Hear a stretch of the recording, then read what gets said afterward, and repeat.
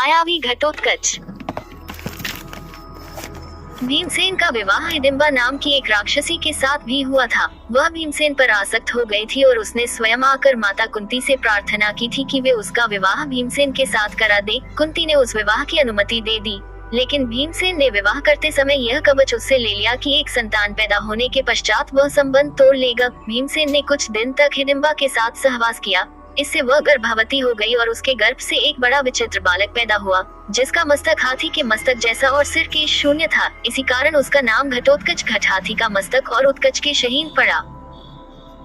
चूंकि घटोत्कच की माता एक राक्षसी थी, पिता एक वीर क्षत्रिय था, इसलिए इसमें मनुष्य और राक्षस दोनों के मिश्रित गुण विद्यमान थे। यह बड़ा क्रूर और निर्दयी था। पांडवों का बड़ा आत्मीय था। पांचों भाई इसको अपना पुत्र समझकर प्यार करते थे, इसलिए यह उनके लिए मर मिटने को सदैव तत्पर रहता था। महाभारत युद्ध के बीच इसने अपना पूर्ण पौरुष दिखाया था। देखा जाए तो इसने वह काम किया जो एक अच्छे से अच्छा महारथी नहीं कर पाता। कर्ण सेनापति बनकर कौरवों के पक्ष से युद्ध कर रहा था।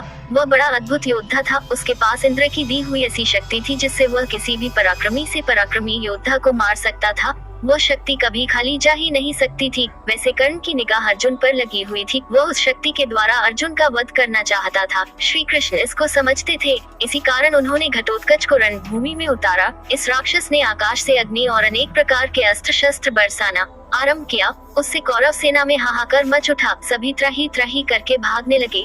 कर्ण भी इसकी मार से घबरा गया। उसने अपनी आंखों से देखा कि इस तरह तो कुछ ही देर में सारी कौरव सेना नष्ट हो जाएगी। तब लाचार होकर उसने घटोत्कच पर उस अमोघ शक्ति का प्रयोग किया। उससे तो कैसा भी वीर नहीं बच सकता था। अतः घटोत्कच क्षण भर में ही निर्जीव होकर पृथ्वी पर गिर पड़ा। श्री कृष्ण को इससे बड़ी प्रसन्नता हुई। पांडवों को उसकी मृत्यु से दुख हुआ था, लेकिन श्री कृष्ण ने सारी चाल उनको समझाकर उन्हें संतुष्ट कर दिया।